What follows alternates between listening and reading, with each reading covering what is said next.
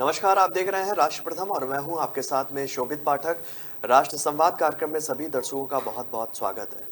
पिछले कुछ दिनों से हम गौर कर रहे हैं और एक दृश्य हमारे सामने है कि पीएफआई के ठिकानों पर लगातार एनआईए की रेड हुई और जिसके बाद 127 से ज्यादा उनके कार्यकर्ता थे, उनको गिरफ्तार किया गया और अब पीएफआई संगठन को बैन भी कर दिया गया है। और इसी से जुड़ी मुद्दे पर हम बात करेंगे कि एक बयान जो है वो वायरल हो रहा है। वो बयान है लालू प्रसाद यादव का। लालू प्रसाद यादव ने कहा है कि आरएसएस को भी बैन कर देना चाहिए। उस बयान को लेकर क्या तर्क हो सकते हैं और क्या जो इशारा है वो किस तरफ है, इन सारे मुद्दों पर हम बात करेंगे अपने नेशनल एडिटर मयूर जानी जी के साथ में। सर, आपसे जानना चाहते हैं कि पीएफआई को तो बैन कर दिया गया है और उसके बाद लालू प्रसाद यादव ने भी बयान दे दिया है। उन्होंने कहा है कि इसको आरएसएस जैसे संगठन को भी बैन कर देना चाहिए। क्या मतलब है इस चीज का? देखिए, आज हम इस बात पर संवाद कर रहे हैं। इसका महत्व ये इसलिए आज इस मुद्दे पर बात कर रहे हैं, संवाद कर रहे हैं। इसका कारण ये है कि बहुत महत्वपूर्ण मुद्दा है और देश की राजनीति जब से उसने करवट ली है, जब से बदली है। देखिए, राजनीति कैसे चलती है। आप अगर राजनेता हैं, आप राजनीति में हैं, तो आप जो है वो जनता क्या चाहती है या जनता किन मुद्दों पर आपके साथ खड़ी रहेगी या आप जनता के किन मुद्दों पर खड़े रहेंगे, तब जाके आपको समर्थन मिलेगा और आप फिर अपनी राजनीति चमका पाएंगे। ये तभी होता है जब ये समझ बड़ी क्लियर हो। ये देश पूरा साक्षी रहा है इस घटना का कि 1989 में जो अडवाणी जी ने रथ यात्रा शुरू की अयोध्या तक की, सोमनाथ से, वहां से जो है देश की राजनीति ने करवट लेना शुरू कर दिया था। लोगों का मूड जो था, देश की जनता का मूड जो था, हम ये नहीं कह रहे कि सभी मतलब 100% मूड ये है, लेकिन राजनीति में हमेशा कोई भी चीज जो है वो 100% नहीं होती। ठीक है, अगर आप एक घर में भी रहते हैं, 5 या 6 सदस्य हैं, तो आप सभी का मत एक नहीं हो सकता है, लेकिन 3 या 4 लोग का मत अगर एक हो जाए तो फिर बाकी के 2 लोगों को उस चीज को मानना पड़ता है, चाहे वो 2 लोग हमेशा उस 4 मत के खिलाफ रहें, आजीवन क्यों न रहे। घर में भी देखते हैं ये। ठीक है, फिर पूरे देश का मामला है। तो ये समझ नहीं पा रहे हैं, तब से समझ नहीं पा रहे हैं। ना लालू जी समझ पा रहे हैं, ना कांग्रेस समझ पा रही है, ना नीतीश समझ पा रहे हैं, ना मुलायम, अखिलेश, ना वामपंथी इसको समझ पा रहे हैं। ठीक है, कि देश की जनता का जो अधिकतम जो मूड है, जो अधिकतर लोग हैं, जो वो क्या चाह रहे हैं, वो किस विचारधारा को पुष्टि कर रहे हैं, वो किस विचारधारा के साथ खड़े हैं। भाई, वो विचारधारा है, वो स्पष्ट रूप से है कि वो हिंदुत्व की विचारधारा है। अब इसको आप मानिए न मानिए, इसकी आप निंदा कीजिए, टीका कीजिए, वो आपको होता है। हम कर रहे हैं ऑब्जेक्टिवली बात जी। हम देख रहे हैं ऊपर से चीजों को, तो हम ऑब्जेक्टिवली बात कर रहे हैं समझते हुए कि वहां से करवट ली। उसके बाद फिर आप देखिए कि भले पूर्ण बहुमत न मिला 1998 में वाजपेयी को, लेकिन सरकार एनडीए की बनी। उसके बाद आप देखिए नरेंद्र मोदी एरा शुरू हो रहा है। ठीक है, 2001 अक्टूबर से पकड़ लीजिए आप, गुजरात से, और वो एरा जो है जब वो गुजरात तक सीमित नहीं रहा, फिर 2014 से वो मोदी एरा बन गया पूरे देश में। अब यहां क्या हो रहा है? यहां ये हो रहा है कि भारतीय जनता पार्टी जब नहीं थी तो उससे पहले भारतीय जनसंघ था। ठीक है, तो जनसंघ जो था वो भी राष्ट्रीय स्वयंसेवक संघ की उसी विचारधारा का प्रतिबिंब जो है वो लेकर चलता था और वो लोगों तक अपनी बात पहुंचाने की कोशिश करता था। बिल्कुल। अब राष्ट्रीय स्वयंसेवक संघ जो है वो कोई धार्मिक कट्टर संगठन नहीं है। राष्ट्रीय स्वयंसेवक संघ जो है वो एक सांस्कृतिक जो विचारधारा है उसको आगे लेके चलने वाला एक संगठन है। ठीक है, और पीएफआई और आरएसएस में जमीन आसमान का अंतर है, ये वास्तविकता है। राष्ट्रीय स्वयंसेवक संघ पर इससे पहले भी बैन लग चुका है, वो बात अलग, उस पर भी बात कर सकते हैं हम, बिल्कुल कोई आपत्ति नहीं है। लेकिन सवाल ये है कि क्या पीएफआई और आरएसएस एक है? क्या वो उसी तरह का कट्टर धार्मिकता को फैलाने वाला संगठन है क्या? तो उसका जवाब है बड़ा ऑब्जेक्टिवली देना पड़ेगा, नहीं है वो। ठीक है, हाँ, वो जो कल्चरल थॉट है, जो सांस्कृतिक विचारधारा है, उसको आगे लेके चलता है।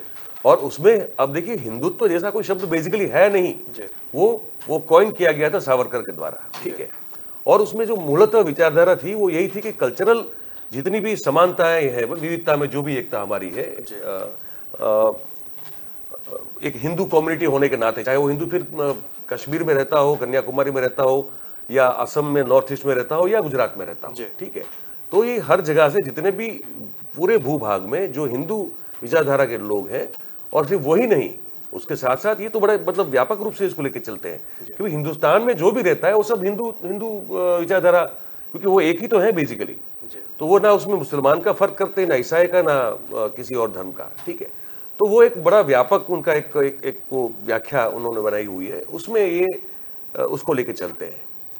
पीएफआई जो है हार्डकोर जो है वो बिल्कुल एक फेनेटिकल पॉइंट ऑफ व्यू से कहा जाता है या कट्टरता से कहा अगर जाए तो वो एक ऐसा संगठन है जो बिल्कुल धार्मिक आधार पर चल रहा है। तो बीएफआई और आरएसएस में इतना जब अंतर है, तब इतने बड़े नेता लोग जो है वो सिर्फ किसी एक समाज को, समुदाय को खुश करने के लिए ये बयान दे देते हैं। उनको ये समझ में नहीं आता कि फिर उनके प्रति इसीलिए वो क्यों न देश में अपने एक प्रदेश से बड़े हो नहीं पा रहे हैं। भाई हकीकत है कि हिंदू बहुमुल्क देश है, उसमें तो कोई अब उसमें तो कोई दलील नहीं हो सकती ना।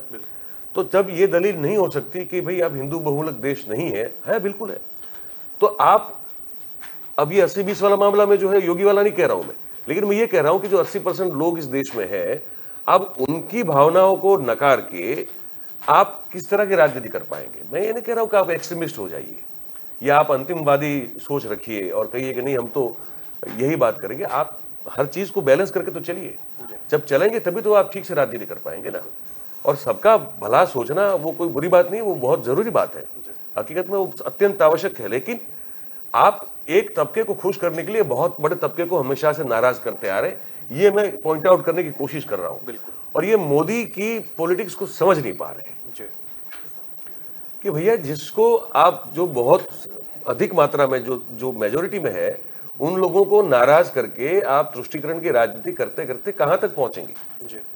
तो मैं बड़ा मतलब ऑब्जेक्टिवली बोल रहा हूं कि पॉलिटिक्स करने का तरीका इनको अभी तक जो सीख नहीं पा रहे और नरेंद्र मोदी की पॉलिटिक्स को समझ नहीं पा रहे। तो इसीलिए ये मुझे लगता है कि एक तरह की उन्होंने बात कर दी है जो करते आ रहे हो। तो दिग्विजय सिंह तो सालों से कहते हैं इस चीज को। बिल्कुल एक बार पहले सुन लेते हैं लालू जी ने जो कहा है, उनका निवेदन सुन ले एक बार पहले, फिर उस पर आगे बात करेंगे हम लोग।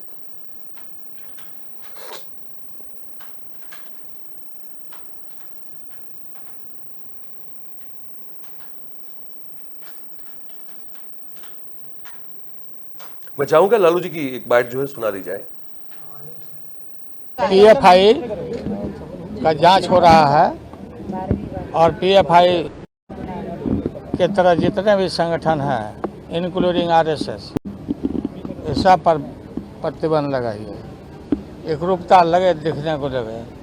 ऐसा नहीं कि ये फीलिंग जाए कि खास करके मुस्लिम संगठनों को ये तो दुर्गा वाहिनी भी बनाए थे और आरएसएस को बैन पहले भी किया गया था इमरजेंसी में भी, और एक साथ इस तरह के जितने भी संगठन हैं सबको बैन करिए और जांच करिए, कुछ मिले तो कार्रवाई करिए। तो आपका कैसा शासन है कि आपके शासन में हर तरह से इस तरह की बातें आती है और एक बजा बजाते रहते हैं टीवी पर रोज, ये बजा बजा रहे हैं। तो पीएफआई का एक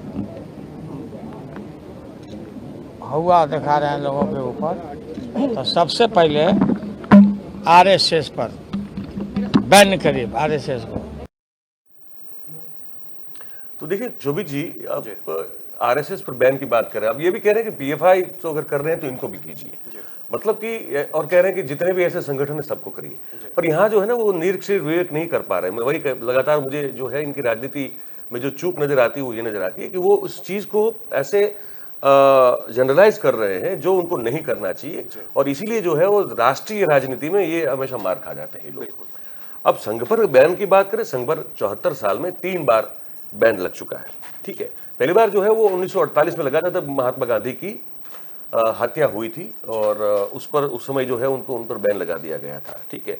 ये करीबन 2 साल तक ये बैन रहा था। उसके बाद फिर उस बैन को उठा लिया गया था। फिर दूसरा प्रतिबंध जो है इमरजेंसी में लगा हुआ था, जब इंदिरा गांधी ने आपातकाल घोषित कर दिया, तो उसके बाद फिर उन पर संघ पर जो है वो बैन लग गया था, और खत्म होने के बाद फिर से वो आपातकाल पर जो बैन था उसको हटा लिया गया था। और फिर तीसरी बार लगा था 1992 में, जब बाबरी मस्जिद ध्वंस हुआ, ठीक है। तो तब करीबन जो है 6 महीने तक इस संगठन पर बैन रहा था। पर अभी की स्थिति में अगर इनको आप इनके साथ जोड़ के देखेंगे तो इससे बड़ी मुझे लगता है कि मूर्खता नहीं है राजनीति करने के लिए। अगर ये अलग ही लेवल पे है, संघ अलग लेवल पे काम कर रहा है, ठीक है। संघ जाता है, वो मस्जिदों में जाता है, इमाम से मिलता भी है, ठीक है। अब पीएफआई कहीं जाता है किसी धर्मगुरु से मिलता है क्या? और फंडिंग का मामला जो है ना बड़ा खुल के आया है अब सामने। अब ये जो तथ्य आ रहे हैं उसी को हम अब उसको बिल्कुल मद्देनजर रख के बात करनी पड़ेगी हमको जी। कि उनके जो है वो बाहर से फंड मिल रहा है और कैसे भी करके कुछ ब्लैक का भी पैसा आ रहा है और अलग अलग माध्यमों से फिर उसको व्हाइट का करते थे और उसके बाद वो अपना काम चलाते थे। वो खुद भी फंडिंग करते थे कुछ आतंकी गतिविधियों को लेकर। ये जो है वो एजेंसीज बता रही हैं, तो ये हम उस पर चर्चा और बात करना बिल्कुल जरूरी बन जाता है। अब दिग्विजय सिंह जो है, मुझे अगर हमारे पास दिग्विजय सिंह का भी कोई है क्या बाइट अभी? नहीं, अभी तो नहीं, इसी पे चर्चा करना शुरू। लेकिन इसलिए क्योंकि मैंने इसलिए याद किया अभी क्योंकि वो तो लगातार कहते आते हैं। जी। अब वो एक ऐसी बड़ी एक आपदा है कांग्रेस के लिए दिग्विजय सिंह खुद, कि उनको कोई पूछे या ना पूछे वो उन्होंने अपना एकाधिकार समझ के रखा हुआ है। वो ऐसे समय में, नाजुक समय जब भी होता है, उनकी तरफ से ऐसे बयान आते हैं कि कांग्रेस की खटिया और खड़ी हो जाती है, ठीक है। तो वो तो लगातार बात करते रहते हैं कि संघ को बैन कर दिया। उन्होंने तो लगातार मुहिम भी चलाई थी पिछले कुछ दिनों के 2018 में, तो मुझे लगता है कि कुछ लंबा एक उन्होंने कोशिश की थी कि आरएसएस पे पूरी तरह बैन लगा दिया जाए, तो सफल नहीं हुए और काफी किरकिरी भी हुई। जी बिल्कुल, किरकिरी भी हुई और इस समझ नहीं पा रहे हैं इस चीज को कि आप इनकी कार्यशैली और इनका जो कार्य व्याप है, जो काम करने का जो वो यहाँ नहीं आप उसको इसके साथ जोड़ पाएंगे, ठीक है। तो वो सांस्कृतिक विचारधारा पर काम करने वाला संगठन है, उसने अपने आप को वहां तक बिल्कुल सीमित रखा है और सांस्कृतिक विचारधारा को फैलाते हुए वो चाहते हैं कि फिर देश में जो है वो राजनीतिक विचारधारा में भी परिवर्तन हो। बिल्कुल उस तरह की सोच के साथ चलने वाला ये संगठन है। अब चाहते हैं, आप सब जानते हैं 1925 में उसकी स्थापना की थी एडगार जी ने, और अब ये 2025 में 100 साल उसके भी पूरे होने वाले हैं, तो वो भी एक सिग्निफिकेंट लैंडमार्क उनके लिए होगा। पर ये कहते कहते हमेशा ये लोग जो हैं अपनी पॉलिटिक्स को कमजोर करते हैं, नरेंद्र भाई की पॉलिटिक्स को मजबूत करते हैं, और अभी तक ये समझ नहीं पा रहे हैं कि वो कौन सी चाल चल रहे हैं राजनीति में और वो कहाँ मार खा रहे हैं। तो ये एक बहुत बड़ा मुझे लगता है कि एक प्रश्न है, पर ये सोचते हैं, इस बारे में सोचते नहीं है कभी भी, और उनको लगता है कि माइनॉरिटीज तुष्टीकरण से जो है उनकी राजनीति हमेशा चमकती रहेगी, पर वो हो सकता है प्रादेशिक तौर पर चमके, पर फिर राष्ट्रीय राजनीति में अगर आपको आना है तो आप नहीं कर पाएंगे इस चीज को। और मैं एक बहुत पुराने वरिष्ठ पत्रकार हैं अजय सिंह साहब, जो बहुत बड़े बड़े अखबारों में काम कर चुके हैं, स्टार न्यूज में, जब स्टार न्यूज नया नया आया था तब वो उसमें भी थे, और अभी वो राष्ट्रपति के प्रेस सचिव हैं। अभी मैं उनका एक इंटरव्यू देख रहा था, अभी ताजा उन्होंने एक जगह पे इंटरव्यू दिया है, उन्होंने किताब लिखी है। वो किताब का नाम अगर मुझे ठीक से याद है तो क्या है कि the architect of modern BJP करके किताब है, जहां तक मुझे सही से नाम याद है, और वो नरेंद्र भाई पर लिखी हुई किताब है पूरी। तो वो जो कह रहे थे, क्योंकि मैं बहुत सारी चीजों का साक्षी तो रहा हूं, मैं भी रहा हूं, और वो भी जो कह रहे थे तो मैं कुछ कहीं टेली कर रहा था कि क्या क्या हो रहा है। अब संगठन जो है ना वो ऐसी चीज है, हम इसी मुद्दे पर इसलिए बात कर रहे हैं क्योंकि ये सोच से जुड़ा हुआ मुद्दा है। जैसे अब लालू जी का बोल दिया, दिग्विजय सिंह बोलते आ रहे हैं सालों से, ठीक है। अब संगठन जो है, आप किसी भी पार्टी का देख लीजिए, तो वो सिर्फ एक नेता से नहीं बनता है। अभी आपको लग रहा है ना कि नरेंद्र भाई है तो बीजेपी है, चलिए आज की स्थिति में ये लग रहा है, लेकिन ये यहां तक पहुंचते पहुंचते नरेंद्र भाई एक कार्यकर्ता के तौर से, प्रचारक से कार्यकर्ता, कार्यकर्ता से सेक्रेटरी, जनरल सेक्रेटरी से मुख्यमंत्री, बीच में प्रभारी, फिर मुख्यमंत्री, फिर प्रधानमंत्री, कैसे हुआ ये पूरा मामला, और किस तरह से उन्होंने जो है वो एक कैडर बेस्ड पार्टी का संगठन जो है वो खड़ा करने की कोशिश की। तो वो वहां पे आप देखेंगे उन्होंने कभी भी उन पर हमेशा पार्टी के अंदर से भी वार होते रहे, ये भी वास्तविकता है। बिल्कुल। जब आए 2001 में तो केशुभाई पटेल वाला पूरा पटेल जो लॉबी था वो उनके खिलाफ था, ठीक है। 2007 तक वो अलग अलग तरह के पार्टी से अंदरूनी हमले झेलते रहे। 2004 में वो जो गोवा कार्यकारिणी हुई थी वहां पे उनको हटाने की बात की गई थी, अडवाणी ने वहां बचा लिया उनको, लेकिन अडवाणी ने फिर 2005 में, मुझे याद है शायद मसूरी में एक इंटरव्यू दिया था, वहां पे उन्होंने ये कबूल किया कि अगर हमने हटा दिया होता तो हमारी केंद्र की सरकार शायद न जाती, ये भी उन्होंने बोला। फिर वो 2005 में जिन्ना वाली जो एक बाजार पर गए और फूल बूल चढ़ाए और फिर जो कंट्रोवर्सी हुई, तब भी नरेंद्र मोदी जो थे वो अडवाणी के पक्ष में जाके खड़े रहे। ये सब चीजें जो है ना वो भी देखना जरूरी होता है। मैं इसलिए कह रहा हूं, उनके उसके बाद बहुत सारे हमले उन पर जो है पब्लिकली अलग अलग नेताओं ने, अलग अलग पार्टी के लोगों ने, खुद की पार्टी लोगों ने किए। आप देखिए नरेंद्र मोदी का कोई एक बयान है इनके खिलाफ? नहीं, कभी भी नहीं है। तो जो बड़ा नेता बनना चाहता है उसको ऐसी चीज जहां पे बोलने से विवाद खड़ा होता हो और ज्यादातर अपने पक्ष में न जाता हो, नहीं बोलना चाहिए, बचना चाहिए, वहां से बचना चाहिए। देखिए बहुत सारी बार टीका भी होती है ना कि ये इतना बड़ा मुद्दा हो गया पर देखिए पीएम जो है उसका कोई ट्वीट नहीं आ रहा है। बिल्कुल। उनको पता है कि कहां बोलना है, कहां नहीं बोलना है। वो जानते हैं कि अगर गलत जगह कुछ बोल गया मैं तो उसके सेंटिमेंट्स जो है वो उलट जाएंगे, पलट जाएंगे, उस नुकसान जो है वो खुद का कर देंगे। तो ऐसी बहुत सारी घटनाएं हुई जहां पर नरेंद्र भाई एक शब्द नहीं बोले हैं। वो बहुत सारे और लोग ने बहुत कुछ बोल दिया होगा लेकिन उनकी ओर से एक बयान कभी भी आता नहीं। जो लालू जी है या दिग्विजय सिंह साहब है, ये भी तो है, वो वेटरन पॉलिटिशियन है, ये भी 50-50 साल से राजनीति कर रहे हैं। अच्छा, उनके बयान ये से क्यों नहीं समझ रहे हैं? मुझे ये समझ में नहीं आता। बिल्कुल, एक बयान से उनका ये मुद्दा आता है। शायद मैं आपसे ही जानना चाहता हूँ, सीएनआरसी का जब घटनाक्रम हुआ था तब प्रधानमंत्री मोदी जी से बहुत उम्मीद की थी लोगों ने कि वो बयान देंगे, लेकिन सार्वजनिक मंच से सीएनआरसी को लेकर व्यक्तिगत मंच से कोई भी बयान नहीं दिया ना, क्योंकि वो मुद्दा बहुत बड़ा था और उसमें मांग भी की गई थी, लेकिन उन्होंने नहीं दिया। और इसलिए नहीं दिया क्योंकि वो प्रधानमंत्री पद पर बैठे हुए हैं। अगर वहां से वो कुछ भी कहते हैं तो उसकी असर जो है वो बहुत नेगेटिव जाएगी। अब भाई कानून तो वही लेके आए थे ना, मतलब तो साफ था कि वो उस पक्ष में थे इसलिए तो कानून आया।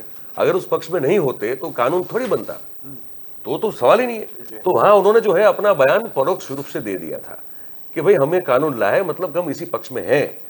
अब इस पर जो बवाल पूरे देश में खड़ा हुआ, बहुत सारे प्रदर्शन हुए, धरना हुए, लोगों ने मार्च निकाल दिया, थोड़ा बहुत वो भी हो गया, मतलब हिंसा भी हो गई हर जगह पे, है ना। कुछ उसके बावजूद भी उन्होंने एक शब्द नहीं कहा, इसलिए क्योंकि अगर वो चाहते तो ये भी कह सकते थे कि भाई आप लोग धैर्य बना के रखे, ये आप इसको समझने की कोशिश कीजिए। वो भी नहीं किया उन्होंने। नहीं, ठीक है, किसान 1 साल तक बैठे रहे, कितनी बार उनकी ओर से बयान आया। तो मेरा कहने का मतलब ये है कि अगर राजनीति आप कर रहे हैं और इतने सीजन्ड लोग हैं तो ये तो समझ दीजिए कि कहां बयान देना है और कहां बयान नहीं देना है, और किस मुद्दे पे बोलना है, किस मुद्दे पे नहीं बोलना है।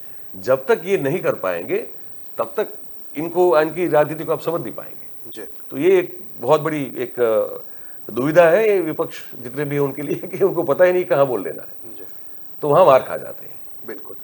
तो जिस तरीके से कह सकते हैं कि अगर आपको लंबी राजनीति करनी है और आप एक मजे हुए राजनेता हैं तो आपको ये छोटे स्तर की बात कह सकते हैं जिसका किसी एक समुदाय विशेष पर गहरा असर पड़ता है, उससे आपको बचना चाहिए और निश्चित ही तौर पर अपने बयानों से कन्नी भी काटनी चाहिए। बढ़ते हैं दूसरे संवाद की तरफ, और दूसरा संवाद है राजस्थान से जुड़ा हुआ, क्योंकि लगातार कांग्रेस में जिस तरीके से घटनाक्रम चल रहा है वो किसी से छुपा हुआ नहीं है और उसमें एक नया पहलू जुड़ता हुआ चल रहा था। हालांकि हमने इससे 2 दिन पहले इस बात पर बहुत प्रमुखता से प्रकाश डाला था और वही बात आज होती हुई दिख रही है। दिग्विजय सिंह जो है वो नामांकन कर सकते हैं और कर सकते क्या करेंगे ही।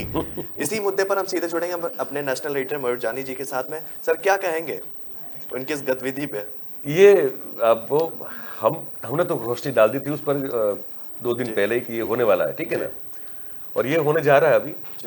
अब देखिए इसका मतलब ये अभी भी नहीं बनता है कि अशोक गहलोत तो इस रेस से बाहर है, ये अभी भी नहीं है। बिल्कुल, मैं कहूँ आपको अब वो उन पर रहेगा कि क्या वो उस जिम्मेदारी को लेना चाहेंगे या नहीं चाहेंगे, क्योंकि एक चीज समझिए कि एक बात तो तय है कि गांधी परिवार अशोक गहलोत की वफादारी को बहुत अच्छी तरह से जानता है। वो समझता है कि भाई ये आदमी जो है वो इतनी सारी तकलीफों और तूफानों के साथ भी हमारे लिए खड़ा है, उसने लड़ा है, ठीक है, कभी साथ छोड़ा नहीं है, ना कभी पीठ दिखाई है। तो वो समझ रहे हैं कि भाई ये जो भी हो गया वो एक षड्यंत्र सा ही था, समझ लीजिए, और उसमें गहलोत का कोई रोल नहीं था, अब ये समझ रहे हैं। लेकिन अब क्योंकि अब इतना तमाशा बड़ा हो गया, अब इनको अचानक से समझ में नहीं आया कि ये कैसे हो गया, और खेल कर गए दिग्विजय सिंह पूरा, है ना, पिछले रास्ते से आके वो कर गए। अब इनको समझ में आ तो रहा है कि ये पूरा खेल जो है दिग्विजय सिंह का है, रचा रचाया, पर अब इसको कैसे टैकल किया जाए, इसको कैसे शांत किया जाए, क्योंकि जो राजस्थान में जो हुआ वहां तो आबरू गई, वहां तो लोगों के मन में उनकी इज्जत कम हो गई, लेकिन देश भर में भी जो है ये मैसेज गया कि कांग्रेस इस लायक बची है कि वो अपने आप को एक राजनीतिक पार्टी के तौर पर बनाए रखे। ये भी तो सवाल लोगों के मन में गया। बिल्कुल। तो अब इस मौके का फायदा उठाना चाहते हैं दिग्विजय सिंह साहब, ठीक है, और वो चाहते हैं कि कैसे भी करके जो है वो राष्ट्रीय अध्यक्ष अब कांग्रेस के बने। उनके भी संबंध अच्छे रहे हैं, देखिए उनके संबंध भी गांधी परिवार के साथ अच्छे रहे, उसमें कोई दो राय नहीं है, लेकिन उनके संबंध अच्छे होने के साथ साथ उन्होंने बहुत सारे ऐसे काम भी किए जिससे कांग्रेस का नुकसान हुआ है। जैसे हम आगे भी बोल रहे थे आगे वाले मुद्दे में, एक तो पहले मणिशंकर अय्यर भी हुआ करते थे, अब तो मेहरबानी उन्होंने कर दी है पार्टी पर, तो उतना वहां से कुछ आता नहीं है। वो भी जो है कुछ ऐसा बोल देते थे जहां मतलब फिर किरकिरी हो जाती थी। और दिग्विजय सिंह साहब जो है वो सालों से ये काम करते आ रहे हैं, और विशेष रूप से उन्होंने जो अगले मुद्दे पे जब बात होती है उसी थोड़ा यहाँ अनुसंधान उसका मतलब तार जुड़ते हैं, तो हम कह रहे हैं आपसे कि वो लगातार ऐसे बयान जो है संघ को लेकर देते आए हैं, जिससे जो बहुमूल्य संख्या है वो हमेशा इनकी फिर निंदा करती रहती है, या इनके, और क्या होता है सेंटिमेंट जो है फिर वो चला जाता है कांग्रेस के खिलाफ।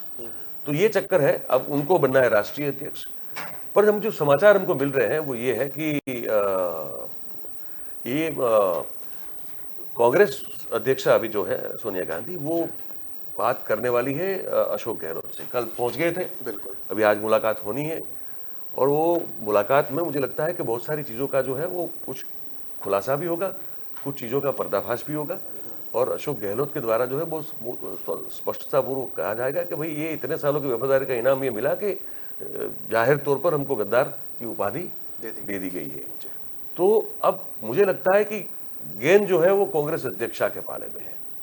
अब उनको चीज पूरी स्थिति को संभालना है, अशोक गहलोत के स्वमान को फिर से पुनर्स्थापित करना है, और साथ में जो उनके जितने भी सहयोगी जो खुल के बोले थे, जैसे खाचरियावास है या धारीवाल है या जोशी है, महेश जोशी, ये सब लोग जो हैं, तो इनको भी जो है वो जो नोटिस दी गई है ना, वो उनको कैसे भी करके, क्योंकि अगर उनको नोटिस दी गई है तो मतलब कि फिर अप्रत्यक्ष रूप से अशोक गहलोत को भी नोटिस दी गई है, क्योंकि वो उनके समर्थन में थे। तो उनको भी उनका उस चीज का भी इलाज उनको करना पड़ेगा।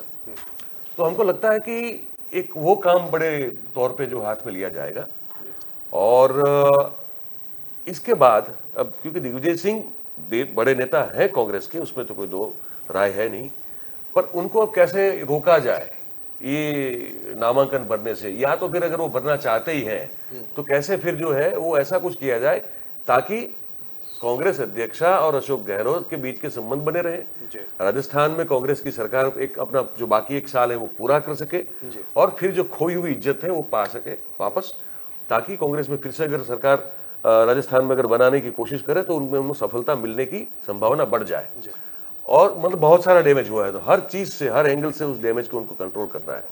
तो अगर दिग्विजय सिंह को अगर अगर बना दिया जाए कांग्रेस अध्यक्ष, तो भाई साहब मैं आपको दावे के साथ कह सकता हूं कि कोई डैमेज कंट्रोल नहीं हो पाएगा, और कांग्रेस जो है वो आज जो स्थिति में है उससे भी बहुत खराब स्थिति में कांग्रेस आ जाएगी। तो वो एक बड़ा इंटरेस्टिंग रहेगा देखना कि अब कैसे इनका जो है काम करता है दिमाग, और क्या अब जाके कहीं अकल और सूझबूझ दिखा पाते हैं ये लोग, और क्या इस पार्टी को अभी और आगे टूटने से बचा पाते हैं। मैं अभी उसको मजबूत या स्ट्रॉन्ग करने की बात तो कर नहीं रहा हूँ, जो इतनी टूट रही है क्या उसको अब रोक सकते हैं, यही एक देखना जो है बड़ा इंटरेस्टिंग रहेगा। अच्छा, आपसे जानना चाहते हैं, दिग्विजय सिंह का नाम आ गया, अशोक गहलोत का नाम आ गया, और इसके बाद एक नाम की और चर्चा है मल्लिकार्जुन खड़गे, उनके नाम पर भी प्रकाश डालें, क्योंकि ये भी कहा जा रहा है कि वो उनका जो व्यक्तित्व है बहुत ही शांत है, और वो इन दोनों की टूट को कम करने के लिए अध्यक्ष पद की कुर्सी संभाल सकते हैं। तो आप क्या मतलब कहना चाहेंगे इस नाम के बारे में? देखिए, वैसे तो खबर सुबह सुबह ये भी थी कि वेणुगोपाल राव को भी मिलने के लिए बुलाया है जी, ठीक है, केरला से है वो, बिल्कुल ठीक है, अभी केरला थे, केरल से उनको बुला गया, मतलब वो यात्रा में जा रहे थे, ठीक है। अच्छा सुनिए, अब ये चीज जो है ना, हम इसको बड़ा कॉन्स्टेंटली नजदीक से ऑब्जर्व करने की कोशिश कर रहे हैं, हम कुछ लोगों से बात भी कर रहे हैं जो उस इनर सर्कल के आसपास है। अब जो हमको समाचार मिल रहे हैं सूत्रों के आधार से, वो वहां से हमको ये मिल रहे हैं कि खड़गे जो है अगर बना दिए जाएंगे तो फिर सीधा मैसेज अक्रॉस द कंट्री ये जाएगा कि ये पपेट है, मतलब कि गांधी परिवार ने सिर्फ दिखावे के लिए कुर्सी छोड़ दी। जी उनका रोल उतना ही रहेगा जितना आज था, आज है बेसिकली। जी तो अच्छा, खड़गे जो है सालस व्यक्तित्व है उनका, बड़े विनम्र है, बड़े मैच्योर पॉलिटिशियन है, उसमें तो कोई दो राय नहीं है, लेकिन उनके पास वो क्षमता नहीं है कि पूरे देश के संगठन को वो एकजुट कर पाए, मजबूत कर पाए और आगे बढ़ पाए। वो क्षमता उनमें नहीं है व्यक्तिगत तौर पे। जी ना वो क्षमता वेणुगोपाल राव में है, ठीक है। वो क्षमता अगर किसी में है सही तौर पे तो वो अशोक गहलोत में है, जी ये वास्तविकता है। अब क्या अशोक गहलोत को अब वो बना पाएंगे, वो बनना चाहेंगे, वो एक अपने आप में अभी भी एक पजल है जो क्योंकि अशोक गहलोत के लिए है कि वो उनके बारे में सब जानते हैं, ये सर्वविदित है कि भाई वो भले ही वफादार है लेकिन उनके पास अपनी खुद की क्षमता है, उनके पास अपनी एक सोच है, एक शक्ति है जिसका उपयोग वो कांग्रेस के लिए अच्छी तरह से कर सकते हैं, है ना। उनके बारे में ये सर्वविदित है। आप देखिएगा कभी वो अगर नरेंद्र भाई भी अगर कहीं राजस्थान के दौरे पे जाते हैं या राजस्थान के बारे में कभी भी जिक्र होता है, आप देखिएगा अशोक गहलोत के प्रति उनकी कोई ऐसी वेधक या कोई तिखी टिप्पणी नहीं होती है या कटाक्ष या तंज नहीं होता है, बिल्कुल। जो आमतौर पे वो कहीं और प्रदेश में जाते हो तो वो करते हैं। तो ये इनका कद दिखाता है देश की राजनीति में, ये इनका कद दर्शाता है कि अशोक गहलोत किस कद के व्यक्ति हैं।